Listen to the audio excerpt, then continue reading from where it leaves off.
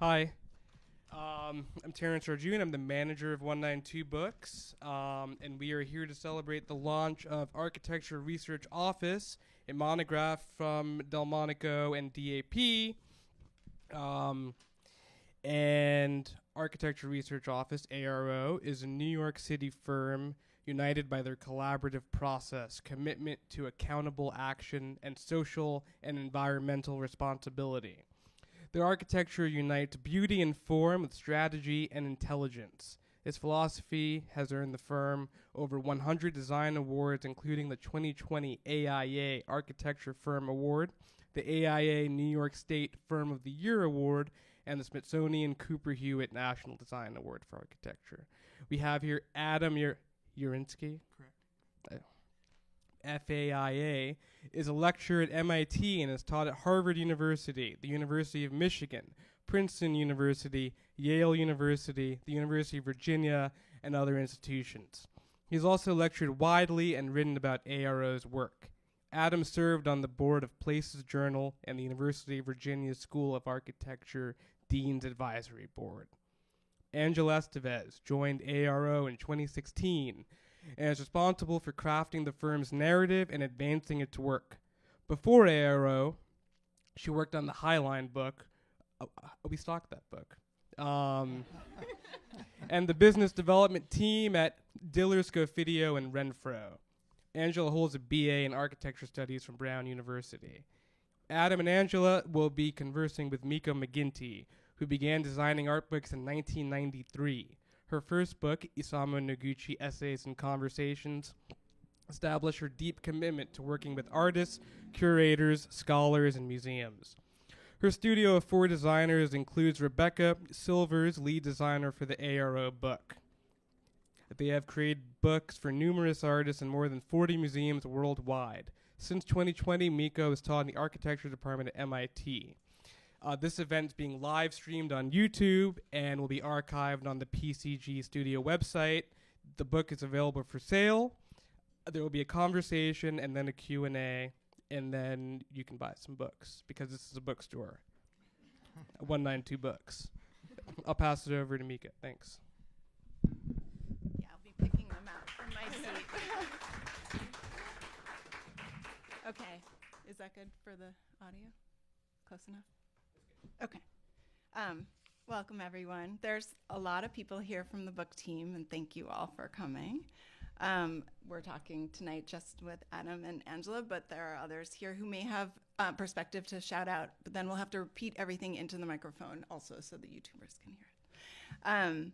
This is the book we're talking about today. It's structured around 7 principles, and we're going to structure this talk around those 7 principles as well.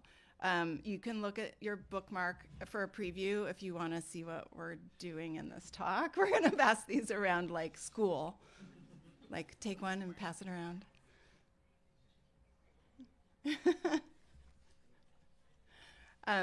Inside the book, we arranged the projects that are shown within each of the 7 principles. We distributed them throughout. The text and the images in the sections are designed to illuminate how those projects speak to the principles at hand, but they're also to talk more broadly about the different projects and bring out the stories. At the front of the book, there's an essay by Brooke Hodge, who is an architectural historian and curator. There's photography of the office by Jason Schmidt, who's an artist and a photographer. And at the end of the book, there's a conversation between the 3 partners that's really illuminating and excellent. You guys asked if I'd explain my firm a little bit. We design books for the art world, many, many books with artists, and I have, as the intro says, a deep belief in like what we're doing and taking art and the interpretation of art and putting it into the book form. I brought this Klaus Oldenburg Strange Eggs book, which we had an event here with Klaus now many years ago, but when he was alive, but it's a really special book. And these are the kind of books that we also do. I think for me, we feel very passionately about art and artists, and I feel the same way about ARO, about the integrity of the work and taking, I think it's a big responsibility to make a book about an artist monograph or about this firm at this point. I think we have the book from 2002 here. So this is the 2002 book. It's excellent, but it's also, there's 20 more years of like work and thinking and office development, and so we needed to make a new book. I think it was really time. So we're going to begin. You can check your bookmarks. We're going to begin with strategize for maximum impact. And so for this one, I think sort of coming off of looking at the 2002 book and thinking about making a new book, I wasn't around for the beginning sections of the discussion about the book, and I was wondering if you guys would talk about what it was like. What were you thinking about? Sure. Well, it's funny. I mean, of course, we started the process by thinking we don't want to do a monograph, as everyone says at the beginning, and then you become comfortable with the fact that you're actually, ultimately that doesn't matter what you call it, but you're trying to talk about, who you are and the ethos of our firm and our people. So, but we started thinking about it at least a decade before, it was published, I would say. And certainly when you came into the office, it was already. Which was about a decade ago. Yeah. I guess the thing that I think about in terms of the correlation to the strategize for maximum impact principle in the book is, why do a book at all? So, and I think in a way it relates to you and the capabilities and the talents that you and your team brought to the process, which was how do we create something that is not a building, but that expresses our ethos and does it in a way that correlates to our values. So that was important. There was a lot of reflection and pressure built into also the 20-year gap between the last and first book. Right, it was like 10 years, yes. But then now it's 20. So. Now it's 20. But when I joined ARO, this was also talked about sort of like my very first interview, and it really took that long to sort of see it through fruition, which was really great. But in that time, like in the past 10 years, the office has changed. Throughout the book project, which took a couple of years, the office also changed, and we had a bunch of different milestones. And so there was definitely this constant reflection of where are we at now, where are we going, and what should this book as a book sort of communicate? That's right. Yeah. What do we want to communicate, and also who do we want to communicate it to? Yeah. So, which we were clear that it was going to be ourselves, our peers, but also people who are not architects, and also people who are students. So that was important, and that made it in a way more complicated to think about how do we communicate to those different audiences in the same book. I feel like when we started the project, we opened it, and this is your own process, I think, as a firm, you opened it up. Research, like we looked at a lot of books. It was COVID, so we were often on Zoom, but I went around, I was at my parents' house, I went around and took pictures of my dad's architecture library of the books that I thought would be the most interesting to talk about, and we did slideshows, and we really tried to open it up for what could it be. I think we talked a lot about what you hear from people about ARO, and how the curiosity people have about how you organize the business, like how do you run a studio like this? How do you have your values are seen by the broader world, and how do we incorporate that? We had a moment when I was like, maybe we can do a book where you explain all that, because I would love to know how to do this. I have a design firm too, So I think there was like a total architecture research office research phase that was really exciting, and a little bit because of COVID, maybe, that we had a little time on Zoom to spend on the conversation. And then, the audience, which you were just talking about, thinking broadly, like really, we do this in graphic design all the time. Who is the audience who's going to be looking at it, at the cover? Who's going to pick it up? Where are they going to be? So thinking about it in terms of bookness that way. I think we also talked a little bit about, this would happen also, we talked about some of the parallels in architecture and books, but books are a big deal. A monographic book for an artist is a really, really big deal. And that's one of the things that Rebecca and I, when we're working, or our office is working with an artist, we really feel that emotion, the gravity of this, like that it's a big deal, that it's going to change how the artist is seen potentially. If we do a really good job, the book will do work outside of like once it's released into the world, and sort of bringing that to this process was really important. Yeah, I think that's really true. And I think what for me personally was part of the process was getting comfortable with the fact that even though we concentrate on making buildings and we don't know that much about making books, we don't do that ourselves, that there was a value to the book as a way of talking about, the buildings that we make. And so, it's sort of in retrospect seems obvious, but at the time it was sort of a struggle to understand, what we were trying to communicate beyond, of course, the fact that we love making architecture, and the process of how we do it, but how to get deeper than that. And realizing it was going to be a lot of work to do that, I think, as we got further into it, we're like, this is pretty intense. There's a lot to think about, a lot to consider. Yeah. It was definitely interesting between like Miko and Rebecca, your expertise in bookmaking, and Adam and the partners sort of just like having this very clear vision of how to talk about architecture. And then my day-to-day role is really like, how am I talking about the office and presenting the story of the office and the projects, but in very different formats. And so between the website or just like potential projects, which Alex and Allison, that's what we work on every day, there's definitely a lot of reflection and sort of, definitely a specialness to a book as a fixed item, like it's an object. There's a lot in there that's sort of about a moment in time, but obviously we want it to matter, months later after book launch, or like a couple years in the future, maybe 10 years from now. Yeah. So that was a cool prompt to just sort of do a lot of that, but also working with an external team and working with like the book team, but also Zach, and sort of doing a lot of that with other people outside of the office. Which is the perfect role to, number 2, approach architecture as a social act. So for this, my reading of this is about the collaboration. Like, this book is a big collaboration. And I was wondering if you guys could talk a little bit about how you built the team for the project. We have like a list of all the different groups, which we can all, we'll hit some of them and we'll just make sure we get everybody. But it's pretty amazing, actually, how the team was built for this project, I think. Yeah, and again, it mirrored how we go about making buildings in terms of engaging our clients as collaborators and thought partners, or people who are using the project or whose it affects, but also specialists and consultants and things like that, but which is usually grounded in a real respect for the capabilities and the things that these people can bring to the project. And so certainly in working with you, not to make this a complete love fest, but that was something that really mattered to us. We could see the care that you took in what you make, and that you're really expert at doing it, and that you were open to having a dialogue about what we could create together that didn't exist in a form that we knew, about. There wasn't a precedent for us in it.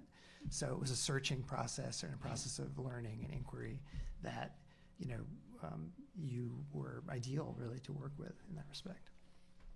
Miko was one of the first people that we talked to early on in the book project. And I think, Stephen, this was you, where you said, whoever it is, we're going to spend a lot of time with them, so we should actually have fun spending time with them, which was very, very true, and it definitely worked out. So the internal team, Angela and Neil Patel, the partners, and more. There's more internal team inside the office from the sort of origin part. Our team, we had Rebecca Silvers, who's here, who's the lead designer on the project, and Tina Henderson, who's our typesetter, so she also worked with us on it. Mary DelMonico, who is our publisher, who's here. She was an absolutely essential partner for many reasons, bring into this project. Let's see, Phil Mariani, who was our copy editor, who came through you. Diana Murphy, who is an amazing architecture editor who I have worked with since since 1993, actually. I worked with her at Abrams, and I've followed her career for many years. Brooke Hodge, who's the architectural historian and author, and she wrote a journalistic piece. She did interviews with so many people in the office. So again, bringing in voices and community and perspective. She recommended Jason Schmidt to do photography in the office, to sort of capture visually what the story that we were trying to tell about how the office works. You have all the existing photography that you did, like extraordinary photographers. Also, for over the whole 20 years, documenting the projects. That work is a huge part. I mean, it's like hugely part of the book. We had another photographer, Kyle, who came in and also helped with the office. Zach DiGilio, who's our writer, who was an MIT architecture student when I first met him, but he turned out to be he had shined as a collaborator in many MIT publications already. So I knew at the point where you had finished school and this project needed another writer that you were the right person to bring in, and that was its own pleasure working with the team. Okay, our printer. Incredible printer. I think we'll talk about the printer in a little bit. DAP, sales, marketing, distribution. Those are the people we worked with and more. Rebecca and I were talking about all the people who did the special drawings inside the book too, inside the office. It's a lot of people to make a book like this. Anyone I forgot? Sorry. There's more. Neil Patel and Melissa Barstow definitely spearheaded all of the hundreds of drawings that are in this book project, and a lot of them existed and were sort of updated, but then there was definitely a lot of creation of new drawings, and so that was definitely this huge undertaking that definitely paid off.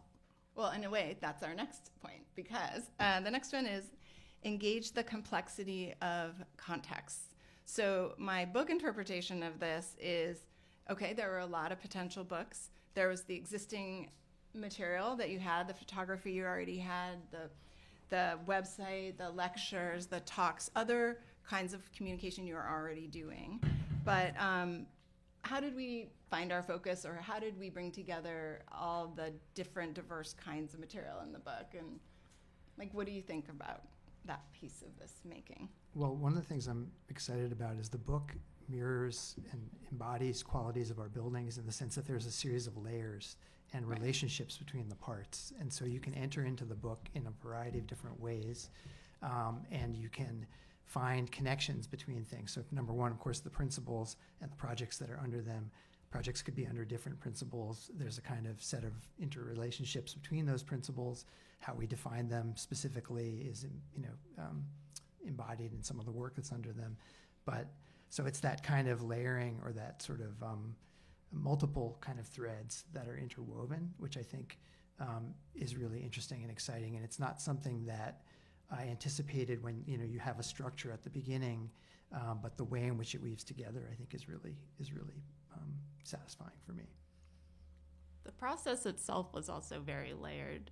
We definitely had a lot of, conversations that could have felt circular, sort of like we were talking about the same thing, but there were still different nuances that kept coming up out of all of those. But I think it's also the process turned inward. And so from collaboration, from building the team, but also turning the sort of research and archiving on ourselves was this really interesting deep dive.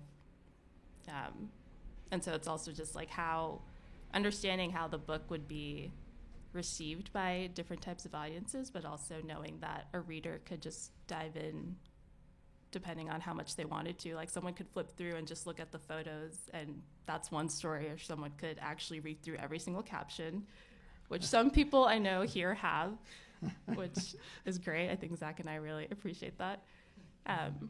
But there's these two simultaneous, there's the overarching editorial story, but there's definitely the textual story. So the writing was really important, and then the different types of visual stories between the drawings and the photos, which of course matters for any architecture book, but it's also just different layers of creativity. Yeah, and what you had to work with were, hundreds of photographs, if not. For every project.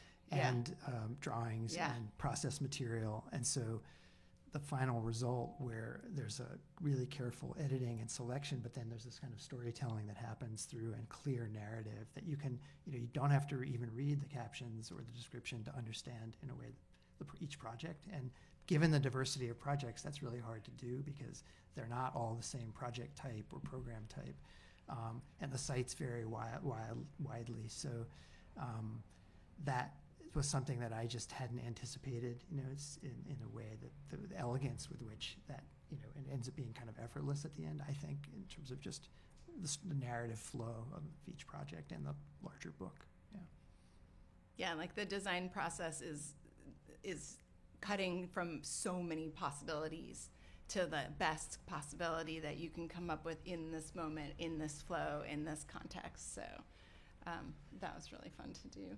And again, at our best work, I mean, that's exactly what we strive for, that you do all of this work, but the end result feels effortless. You step away from it, someone can look at it without you having to explain anything. Yeah. And it's simply there, to be experienced directly. So, yeah. The drawings, it's 20 years of drawings. So all different styles, different programs, different kinds of drawings were the source material. So that endeavor itself was this huge, huge push of to make them all look amazing together, basically to redraw and to bring them all to the same moment. It's so satisfying, though, as a designer. It's really fun. So that was a great process. We didn't do any of it. We just enjoyed the labor that you guys put into it. Okay, number 4, elevate the ordinary. In the beginning of the project, we did a tour and we visited many of the spaces in the book in New York. So we went over to Dia, we went to Judd. These are places I had been. As someone in the art world, these are places I really appreciated, but going with you guys was incredibly special to explain the subtlety of the design and the incredible craftsmanship, material choices, the invisibility of some of your biggest decisions, which is a little bit parallel. Like when we do a good job, our best choices are totally invisible. But like Judd was incredible to me. Even by the end, I was still like, I looked at one of those pictures that we have in the book of it stripped all the way down, and I was like, is this true? This is like years in. I knew it was true, but it's still so incredible. I remember thinking of this about Kim, like talking to Kim. I was like, we have to print this, like amazing. If they can make these buildings look like this, we have to print this so that the printing itself, the object itself, can hold a candle to what you're making in terms of buildings. What did you find the most interesting about part of making a physical book? Like, what part of that was interesting to you guys? The example I'll give, which kind of embodies all of this, is the cover, and which was this kind of process that started with kind of, of course, everyone says don't judge a book by its cover, but fundamentally, it's really important. So it started with we can't have an image of a project on it because there are 30 plus projects in there, and why would one be on the cover? Then it was, well, let's show a detail, but it could be a photograph of a detail, but then that seemed too specific to the project, and then it was the drawing of a detail. And we've always been interested in pattern and surface, and so then it was, okay, let's pick a pattern from a very early project we did, probably one of the first ones we did in 1996. That's called an isohedral monohedral tiling pattern. And but then it was, okay, what should the scale of that pattern be on the page? And all of the different iterations of scale that could have. And then what color should that ink be? And the kind of fabric of the material of the cover underlying that was something that, for me at least, was kind of an homage to, the Oeuvre Complete and kind of great books of the 50s and 60s that have kind of natural linen covers or fabric covers. And then having done that, of course, it's the text going on top of it. We have a photo of us, all of us, looking at, a table full of actual test prints from the printer on the actual several different types of fabric. So, we're either out of our mind or I guess just obsessed. Maybe it was a shared psychosis. Definitely obsessed. Yeah. But, so yeah. And the printer too.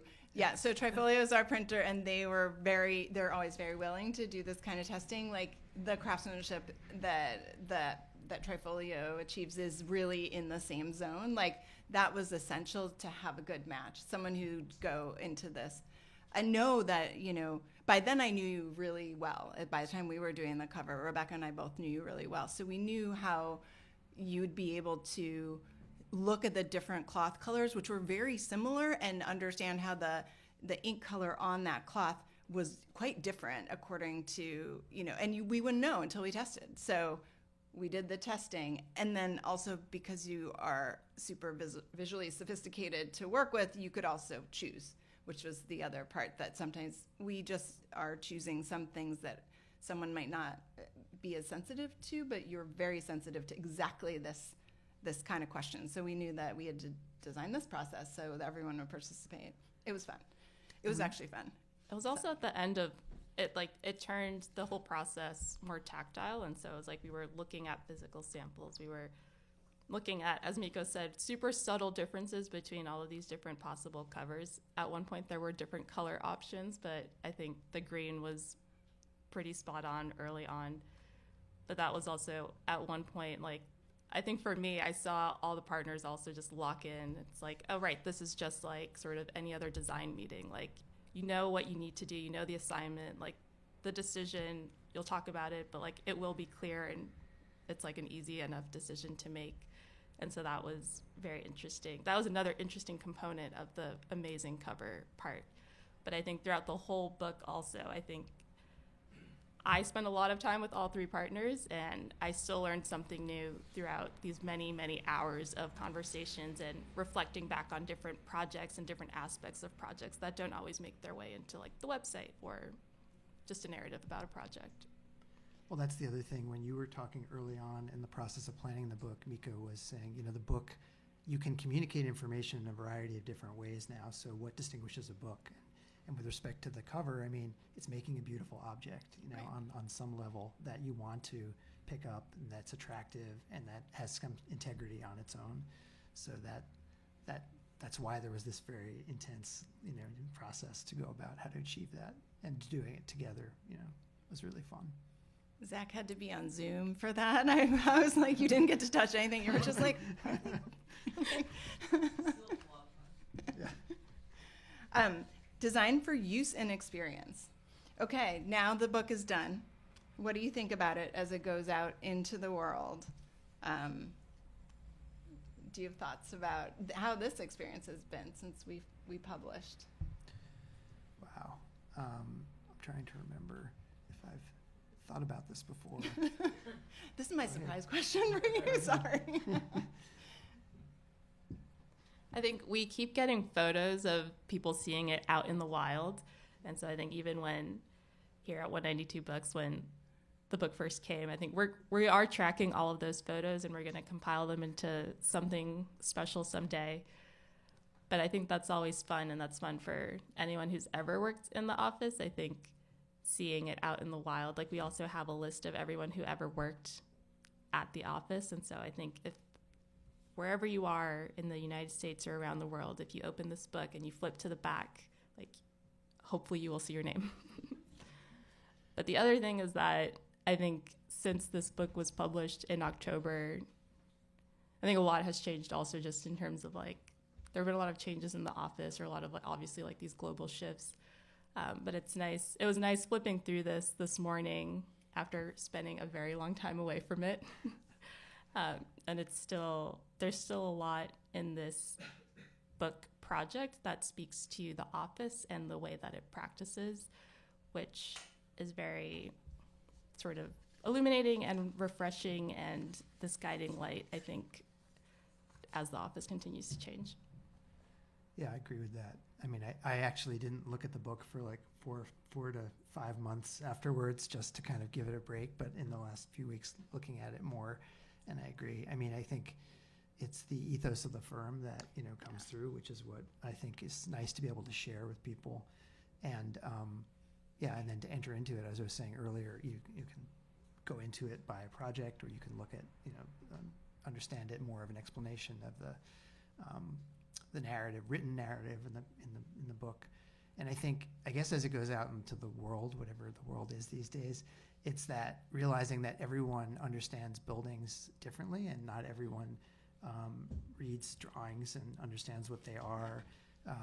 So the photographs are helpful, but also the writing is really good, I think, for finding another way, an avenue into understanding what we're trying to do. So for those who want to read those parts of the book, that's really great as it's out there.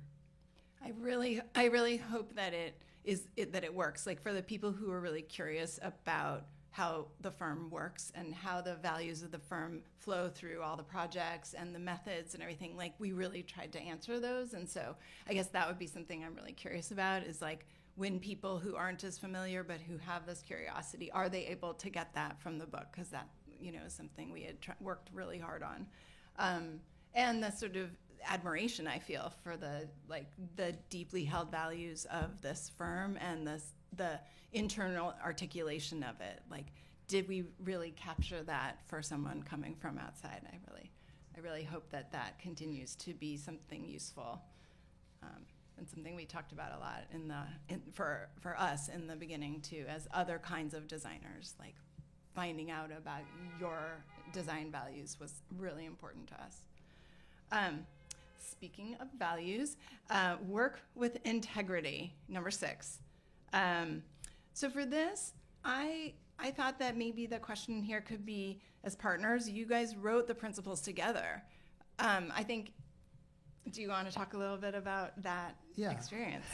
We all have different perspectives on that. But I think we initially thought that the principles would be written by another person.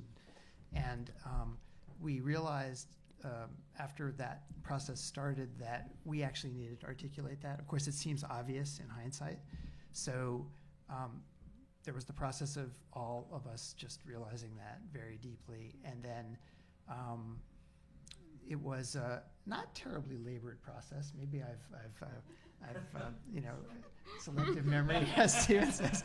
But it was very iterative, and then there was this process of every single sentence, every single word in that sentence, and then not being repetitive. And of course, it was edited subsequently as well. But and so it wasn't just the three of us; it was Angela and Zach, and so it was intense. But in a way, a thing that we carried through when we make architecture is we're super persistent. Like, we don't stop. And so if it's not right, or if someone felt it wasn't right, we weren't going to, just let it sit and accept it as that's what it is because we ran out of time or something like that. So we just kept plugging away. But fortunately I've forgotten most of it now. But yeah. Yeah, it's hard to write mission statements or these kinds of statements, but they turned out amazing, I think, really showing. Yeah, and I think the other thing, or we certainly thought about at the time, is like, on one level, these 7 statements are truisms, and they maybe even seem very general. So trying to define what specific to us about them mattered through the work and also through the wording that we used to try to explain that. So that kind of specificity is another attribute of how we engage problems. We try to be as specific as we can, and hopefully there's depth of meaning that comes out of that process. But you don't get there right away. It takes a while to get there, to distill that. It was also meant to be, early on, there was definitely discussion about could this be just a textbook, a book that was purely text. And I think in some ways, there was also the prompt of, is there an overarching narrative to the story of the office and also the projects? And so that was the initial prompt of these principles. And so however you read them, you could read them about the projects, but you could also read them about the office too. And I think in many ways, it's also just sort of, I think as someone who works in the office and is part of ARO, it's really interesting to sort of hear all of this articulated from the leaders of the office too. Yeah, and I have to say, this is personal to me. I don't know if Stephen or Kim felt this way, but part of me, when we started out to think about drafting the text for the principles, I was really hopeful that someone else could tell us what these were. Like, oh, this is going to be hard, so maybe someone else who sort of has an outside perspective could look and they'll, and realize kind of like, no, we actually have to do this. So, yeah.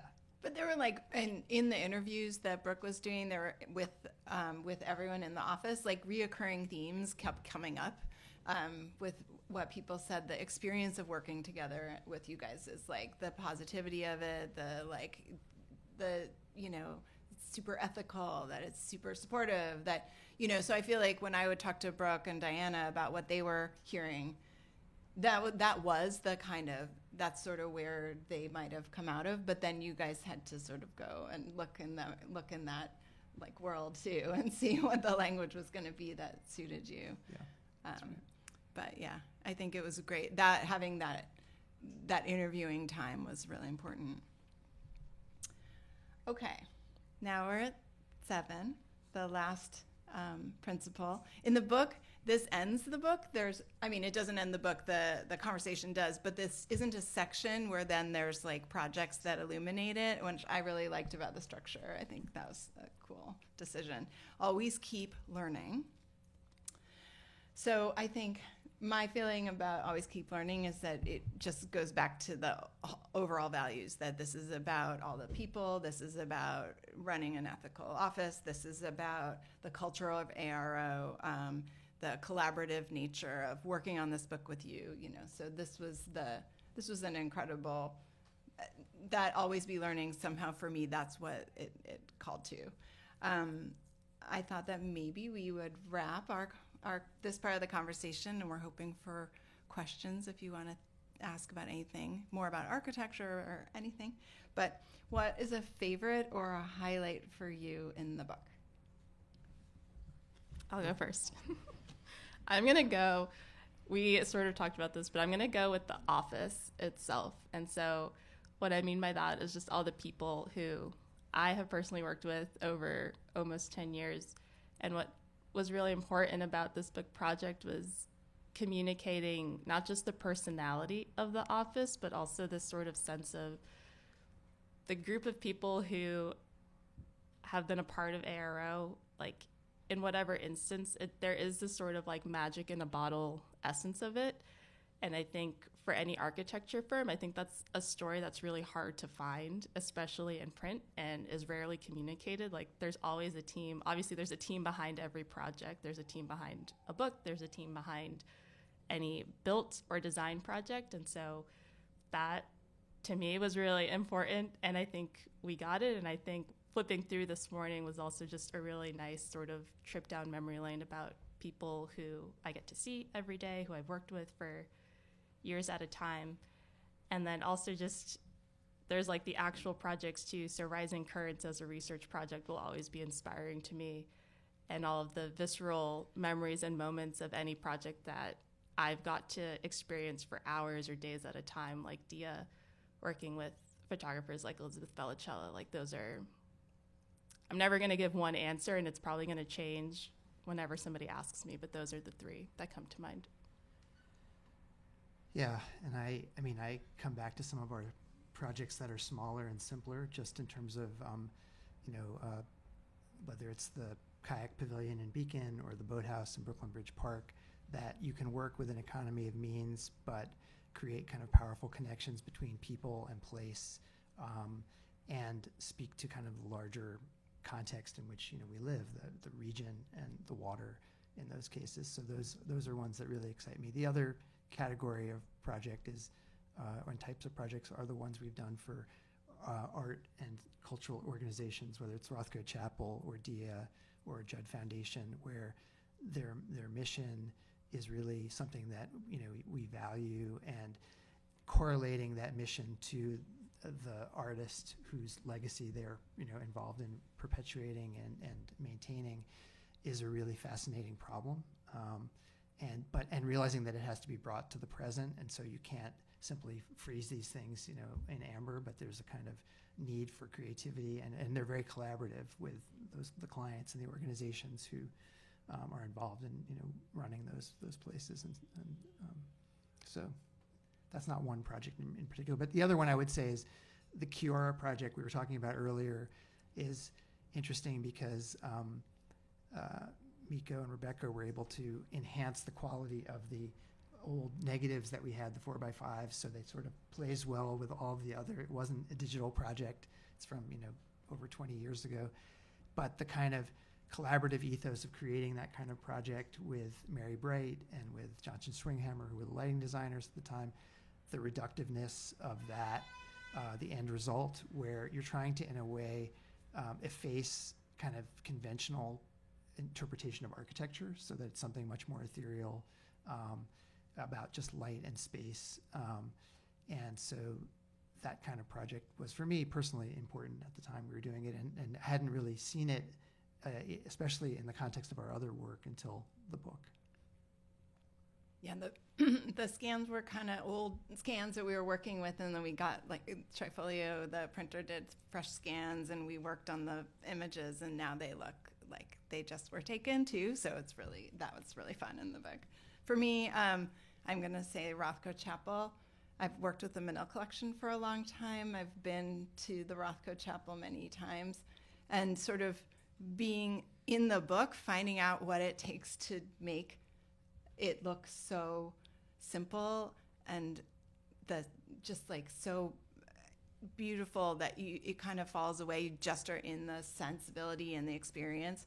But then also, I just like went to Houston, so I saw the campus you guys are building. So there's one building that's done, the others are underway. So I have a little preview, everyone does, from the book of like what it's going to be like, and then you're standing there. So that's sort of like inside the book, outside the book. I really particularly like that project.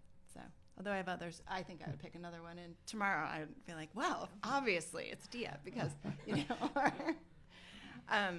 Thank you so much for talking about making this book. You're welcome. Thanks for talking Thank to you. us. Okay, does anyone have any questions about? I have a question. So Adam brought home a near final printout one day, Mm-hmm. and I was flipping through it, and I was like, I never knew your work had so much color in it. So I'm wondering how color drove you guys as designers, and how I got that sense from the book. So the question was about being surprised at how much color, once all the projects were brought together, how much color was flowing throughout many of the projects, which we definitely saw and appreciated in the project too. And we knew we were going to have amazing printing at the other end as well. So we knew that it would be like the colors would all be kind of brought together in a way into this sort of very smooth look overall. There's not like some part that has super printed hot and this other one printed dull or something. Like this is all like really gorgeous and even. I don't know, Rebecca, what do you think? Did we lean in a little, or did we? There's like neon green on the cover. Yeah, I guess maybe that's part of our sensibility a little bit too. That we feel very comfortable with color. But so do you. You guys use it. The school that we went to, the use of the colorful walls, like we see it used in this very specific architectural way over and over again in different ways in different projects. And so you're like, okay, well, this is one of the threads through, and we want to show it. Yeah, from a process standpoint, one thing I hadn't been aware of in the production of the book was the color correction, where we literally went through the actual printed images on the paper that was going to be used, hundreds of them, right? We all sat together and under a certain type of light, you had a box of a certain kind of quality of light to literally go through them and make slight tweaks. And then when Rebecca was on press in Italy, being able to really calibrate that much more finely. And so that's just something I had no idea that was part of the process. It was pretty amazing. Yeah. That's a good one. I feel like there's a parallel. In the early days of those early 2 days visiting, I was like, well, how come it's so quiet in this space? This room is amazing. And it was, I can't remember what now. Like I'm forgetting which project I was in. And then you guys explained to me that you make choices in the building materials to make the room not like be super echoey, and it has this really serene feeling as a result. And I was like, well, we are going to have trouble capturing that in the book, except in language. But, I think it's a parallel. Yeah. That would be cool, having just like recording the audio of different spaces and then pairing it with the project. It's a good future project. Yeah, absolutely. That's actually a question I was going to ask. You guys have talked a little bit or hinted at some of the books that could have been, like other versions of this book that you thought about, and I'm wondering if each of you could give sort of your favorite, what could have been book, Right. What's the next book? But what are the other books this could have been in your mind? Wow. That's a good question. Well, I mean, We can just look around. We're like, well.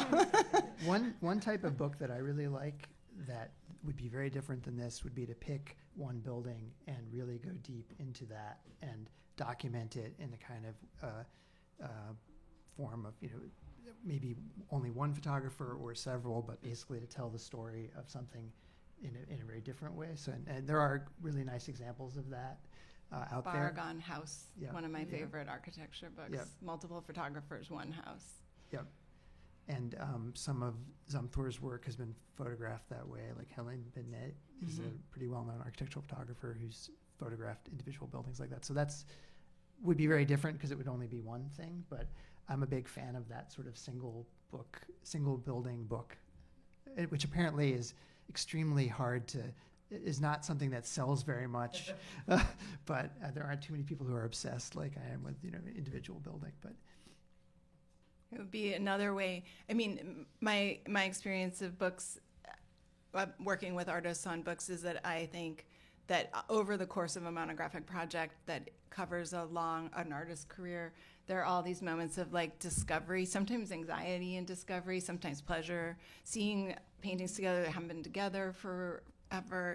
There are all these kinds of moments in the process that I think are very, very reflective for the artist. And I think that doing a really deep dive on a single building would have that same kind of like really educational, always be learning way of being like, oh wow, yeah, that these things happened at different times, but we got them to be in synthesis together, or I'd forgotten that by the time I did that. Yeah, I really do find the pleasure of being a book designer often is that kind of moment of discovery that you have.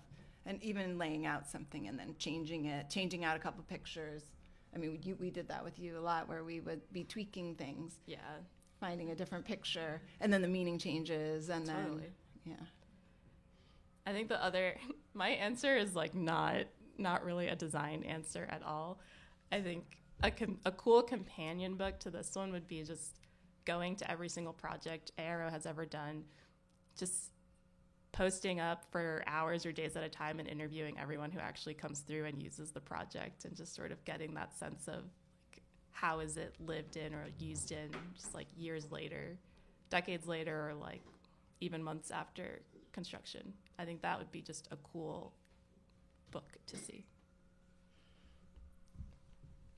How are we doing? Maybe one or two more questions. Okay. I had a question about the writing.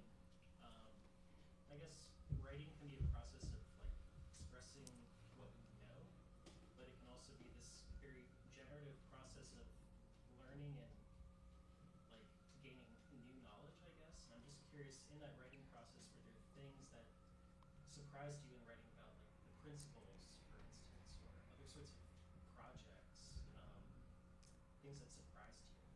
So this is a question about the writing. In the process of the writing, Angela, were there things you learned and were surprised by that you want to speak to? Sorry, it was a longer question than that, but I just paraphrased it. I'm so curious, Zach, what you would say, because part of what was interesting for me was that I spend so much time writing about these projects in different contexts and for different audiences. And so there was definitely a part of like, okay, how to say this for a book format. But I think seeing the projects together, there definitely were sort of different parallels that came up. Like I think at one point seeing Times Square next to Calvin Klein Paris, there was definitely this sort of like through line of Americana that I had never paid attention to or realized. And that was like a fun little tiny moment in one small caption that you can see. Yeah, and the process of writing the principles, absolutely a process of learning from the process of writing them. They did not just magically appear on the page. And so there was, aside from kind of beginning to figure out how to organize and how many of these should there be, and what do we think we have to say, then it was just how do you say that, and how do you capture, again, the specificity that we feel applies to our work through the principle, or vice versa. So yeah, it was definitely a process of learning through that collaboration and on the principles with Stephen, Kim, and I working on them together. Do you feel like your conversation was writing, or was it conversation? Like, is it more writing or conversation? Oh, you mean, what do you mean? In the process? end, was that a writerly process or a talking process? It was both. I think it was both. I mean, it became more writerly as at a certain point when we knew we had the certain number of sections and whatnot. I think it was more tightly written. But Stevens, what do you think? Or Kim? I think it was writerly. Yeah. It's the process of writing is discovery. Yeah. So it was iterative. Stephen Cassell, one of my partners, and Kim Yao is also here, basically was saying that it was writerly in the process of discovering, which I agree. It was iterative, and it was kind of the specificity of particular words, and was important. Yeah. I think tone was also really important to us because That's a good point. Yeah. there were a lot of us were editing or in the process of writing, but then to have a sort of consistent or cohesive tone was actually pretty difficult, and really, I think that was a really interesting part of the process too, of just, we wanted most of this book to feel like it came from us and that it was written by us and in our voice, and that definitely took this extra level of just writing. Yeah, the tone that's a really good point in terms of, I mean, I felt like we wanted to share things through the book and not be sort of, dictating what we think is required, but really just saying, here's what we believe, and these are examples of how it's manifest, and hopefully that will be persuasive to people who look at the book, as opposed to sort of being, pedantic through the writing or things like that, for sure. Yeah. And accessible. Yep. A tone and writing that sort of anyone could understand. That wasn't too esoteric, but still intelligent and straightforward. Okay, so what I'm hoping now is that everyone has your bookmarks and you have the principles, and I really like the principles, and I hope you guys will all get to take them home and sort of think about them pressed against what you're making and designing and drawing and thinking about bringing into the world. And I think that's it. I think we're wrapping up. Do you have any final thoughts about our? Here it is. So. No, I'm really, thanks so much for 1 to 192 Books and Terrence for having us here. This is really amazing. This is our neighborhood bookstore, so we love it, and it's great to be able to talk about the book here. Yeah. Thank you so much, everybody. Thanks. Thanks.